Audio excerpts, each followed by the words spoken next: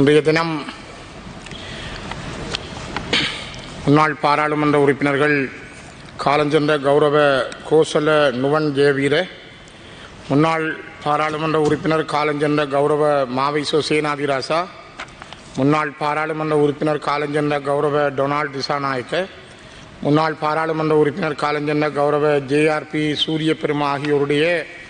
அனுதாப பிரேரணைகள் மீது உரையாற்ற கிடைத்த இந்த வாய்ப்புக்கு நன்றிகளை தெரிவித்துக் கொண்டு, மிக முக்கியமாக எங்களுடைய இலங்கை தமிழரசுக் கட்சியினுடைய தலைவராகவும் இந்த நாட்டிலே தமிழ் தேசிய இனத்தினுடைய விடுதலைக்காக நீண்ட தூரம் பயணித்த ஒரு பெருந்தலைவராகவும் இருந்த அண்ணன் மாவை சேனாதிராஜா அவர்களை நான் இந்த இடத்திலே நினைவு கூர்ந்து, அவருடைய குடும்பம் சார்பாக இங்கே வருகை தந்திருக்கின்ற உறுப்பினர்களுக்கும், அதே நேரம் கிளிநொச்சி மாவட்டம் முரசுமோட்டை முருகானந்தா கல்லூரி மாணவர்களையும் இந்த நேரத்திலே வரவேற்றுக் கொண்டு, இந்த அனுதாப பிரேரணையிலே அமரர் மாவை சோமசுந்தரம் சேனாதிராஜா அவர்கள் தொடர்பாக நான் சில பதிவுகளை மேற்கொள்ள விரும்புகிறேன். இலங்கை தமிழரசுக் கட்சியின் பெருந்தலைவரும் முதுபெரும் அரசியல்வாதியும் நாடாளுமன்ற மேனாள் உறுப்பினரும் எனது மானசீக அரசியல் வழிகாட்டியும் ஆகிய அமரர் மாவை சோமசுந்தரம் சேனாதிராஜா அவர்களின் மறைவையொட்டி கொண்டுவரப்பட்டுள்ள அனுதாப பிரேரணை சார்பில் அன்னாரது நினைவுகளை பதிவு செய்ய விரும்புகிறேன். யாழ்ப்பாண மாவட்டத்தின் வலிகாமம் வடக்கு மாவட்டபுரத்தில் பிறந்து யாழ் வீமன்காமம் வித்தியாலயத்திலும் யாழ் நடேஸ்வரா கல்லூரியிலும் தனது பாடசாலை கல்வியை நிறைவு செய்து இலங்கை பல்கலைக்கழகத்தின் வெளிவாரி மாணவனாக இளங்கலை மாணி பட்டப்படிப்பையும் அண்ணாமலை பல்கலைக்கழகத்தில் 2ஆம் நிலை பட்டத்தையும் படித்துக் கொண்டிருந்த காலத்தில் மாவை சேனாதிராஜா அவர்கள் ஈழத்தமிழினத்தின் விடுதலைக்காக தன்னுடைய முழு பணிகளையும் ஆற்றிக் கொண்டிருந்தார். ஈழத்தமிழினத்தின் மீதான அடக்குமுறைகளின் எதிர்குரல்களுள் ஒருவராக பதின்மங்களிலேயே தன்னையும் இணைத்துக் கொண்டவர். ஈழத்தமிழர்களின் தன்னாட்சி கோரிக்கை என்ற அரசியல் கருத்தியலின் அடிப்படையில் உருவாக்கம் பெற்ற இலங்கை தமிழ் தேசிய இயக்கத்தில் தனது 19வது வயதிலேயே இணைந்து கொண்ட மாவை அண்ணரின் அரசியல் பிரவேசத்துக்கான காலவெளி அப்போதுதான் மெல்ல கருக்கொள்ள தொடங்கியது. இலங்கை தீவின் இன முரண்பாடுகள் உச்சம்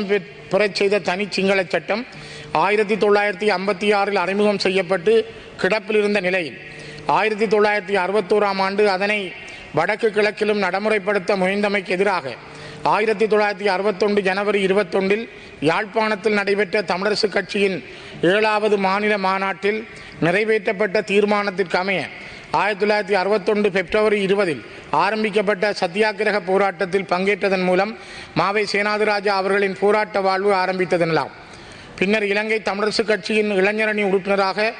ஈழத்தமிழர் இளைஞர் இயக்கத்தின் செயலாளராக, தமிழர் விடுதலை கூட்டணியின் தமிழ் இளைஞர் பேரவையின் செயலாளராக கால பெறுமதிமிக்க அரசியல் பணியாற்றிய இவர் 1969 முதல் 1983 வரையான காலப்பகுதியில் இலங்கை அரசால் கைது செய்யப்பட்டு மட்டக்களப்பு மெகசின், வெலிக்கடை உள்ளிட்ட 8 சிறைச்சாலைகளில் 7 ஆண்டுகள் தடுத்து வைக்கப்பட்டார். 1989ஆம் ஆண்டு நாடாளுமன்ற தேர்தலின் பின்னர் தமிழரசின் மூத்த தலைவரும் அப்போதைய நாடாளுமன்ற உறுப்பினருமான அப்பாப்பிள்ளை அமர்தலிங்கம் அவர்களின் மறைவின் பின்னர் தேசிய பட்டியல் மூலம் நாடாளுமன்ற உறுப்பினராக தெரிவாகி ஈழத்தமிழர்களின் உரிமை குரலாக நாடாளுமன்றத்தின் உள்ளும் வெளியும் ஒலிக்கத் தொடங்கினார். ஈழ விடுதலை போராட்ட எழுச்சியின் போதும் அதன் வீழ்ச்சியின் பின்னான தமிழ் தேசிய அரசியல் தளத்திலும் மாவை சேனாதிராஜா அவர்களது பணிகளின் கனதி மிகப்பெரியது.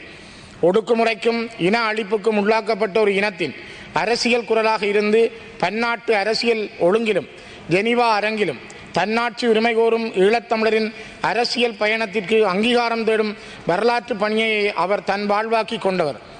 மென்வலு போக்கில் நம்பிக்கை கொண்ட செயல்பாட்டு அரசியல்வாதியாக இருந்து இலங்கை தமிழரசுக் கட்சி என்ற தமிழ் தேசிய அரசியல் பேரியக்கத்தின் ஒரு தசாப்த கால தலைவராக கட்சியின் இயங்குதளத்தையும் மக்கள் அபிமானத்தையும் சிதையாமல் காத்த அவர்தான் இன்று தமிழ் தேசிய அரசியல் தளத்தில் இருக்கும் என் போன்ற பலருக்கு அரசியல் வழிகாட்டி. உள்நாட்டு மற்றும் பன்னாட்டு அரசியல் தளம்பல் மிகுந்திருந்த 2014 செப்டம்பரில் இலங்கை தமிழரசுக் கட்சியின் தலைவராக பொறுப்பேற்றுக் கொண்டது முதல்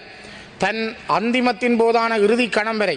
எமது கட்சியின் தலைவராக தெளிவார்ந்த அரசியல் செயல்பாடுகளே அவரது தெரிவுகளாயிருந்தன. வட்டுக்கோட்டை தீர்மானம் தொடக்கம் இன்றைய நாள் வரையும்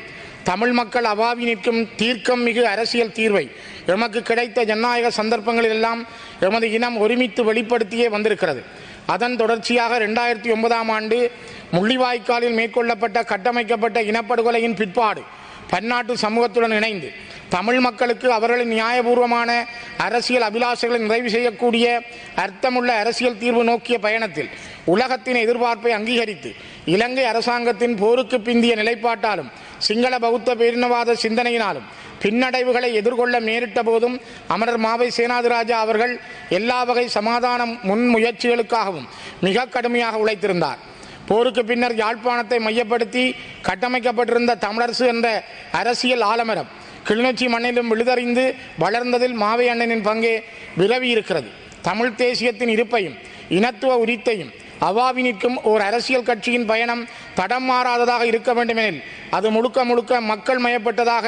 மக்களின் மன உணர்வுகளுக்கு நெருக்கமானதாக இருக்க வேண்டும் என்பதை தனது அரசியல் அனுபவத்தால் உற்றுணர்ந்த மாவை அண்ணன் ஈழத்தமிழ் சமூகத்தின் இருவரும் சக்திகளாகிய இளைஞர்களையும் மகளிரையும் சமதனத்தில் இழைத்து பயணிக்கும் எல்லா வகை பிரயத்தனங்களிலும் ஈடுபட்டிருந்தார். அத்தகைய முதிர்ச்சிமிக்க அவரது செயல்பாடுகளின் பயன் விளைவினால்தான் தமிழ் தேசியம் அதன் கொள்கை இறுக்கமும் கொதிநிலையும் தாளாது அடுத்த சந்ததியிடத்தே இன்று கையளிக்கப்பட்டிருக்கிறது.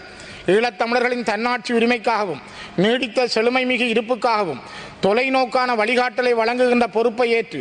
இலங்கை தமிழரசு கட்சியையும் மக்களையும் கொள்கை பற்றுறுதியோடு தீர்க்கமான வழிமுறைகளில் முன்னேற்றி சென்ற ஒரு பெருந்தலைவராகவே அவரது மறைவின் பின்னும் மாவை அண்ணனுக்கான அடையாளம் மக்கள் மனங்களில் நிலை பெற்றிருக்கிறது. நாங்கள் ஒரு சுதந்திர அரசியல் இயக்கமாக, மக்கள் திரட்சி நிறைந்த தேசமாக எம்மை உருவாக்கி கொள்ளாத வரை பலவீனமான அரசியல் கோரிக்கையாளர்களாகவே இருக்க வேண்டி ஏற்படும் என்பதை உணர்ந்தவராக தமிழரசு கட்சியை மக்கள் பேரியக்கமாக வழிநடாத்தி செல்ல வேண்டும் என்ற நேர்த்திமிகு சிந்தனையில் பின்வாங்காத பெருந்தலைவராக இருந்த எனது அரசியல் வழிகாட்டியும் எமது கட்சியின் மறைந்த பெருந்தலைவருமாகிய அண்ணன் மாவை சேனாதிராஜா அவர்களின் தடங்களை இறுக பெற்றியபடி சரிந்து போயிருக்கக்கூடிய தமிழரசின் செயலூக்கத்தினை மீள நிலைநிறுத்துவதற்காக தமிழ் தேசிய ஆர்வலர்களோடும் தொண்டர்களோடும் இணைந்து ஒழுகி எமது அரசியல் இயக்கத்தை நிலைநிறுத்துவதன் வழி ஈழத்தமிழினத்தின் விடுதலை நோக்கிய பயணத்தை இதய சுத்தியோடு முன்கொண்டு செல்ல உழைப்பதுவே அன்னாருக்கான உயரிய அஞ்சலி என்பதை உணர்ந்த ஒருவனாக அத்தகையதொரு மன உறுதியோடு அவரது மறைவுக்கான எனது அஞ்சலிகளை தெரிவிப்பதோடு அண்ணன் மாவை சேனாதிராஜா அவர்கள் 2001ஆம் ஆண்டு 11ஆம் மாதம் 28ஆம் தேதி ஒரு யுத்தம் நிறைந்து யுத்தத்தினுடைய நடுப்பகுதி காலத்திலே தீவகத்திலே அரசியல் பிரச்சார பணிக்காக சென்ற பொழுது, அப்பொழுது இலங்கையினுடைய செல்வாக்குமிக்க அமைச்சராகவும் பாராளுமன்றத்திலே தன்னை அங்கம் வகித்துக் கொண்ட டக்ளஸ் சிவானந்தா அவர்களுடைய ஆயுத குழு நாரந்தனை தம்பாட்டியில் வைத்து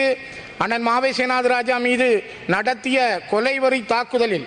ஏரம்பு பேரம்பலம் என்பவரும் யோகசிங்கம் கமல் ஸ்ட்ரோங் என்பவரும் அந்த இடத்திலே வாள்களால் வெட்டியும் துப்பாக்கியால் சுட்டும் படுகொலை செய்யப்பட்டார்கள். அதேநேரம் அண்ணன் மாவை சேனாதிராஜா, சிவாஜிலிங்கம் மற்றும் கிராம அலுவலராக இருந்த சிவராசா உட்பட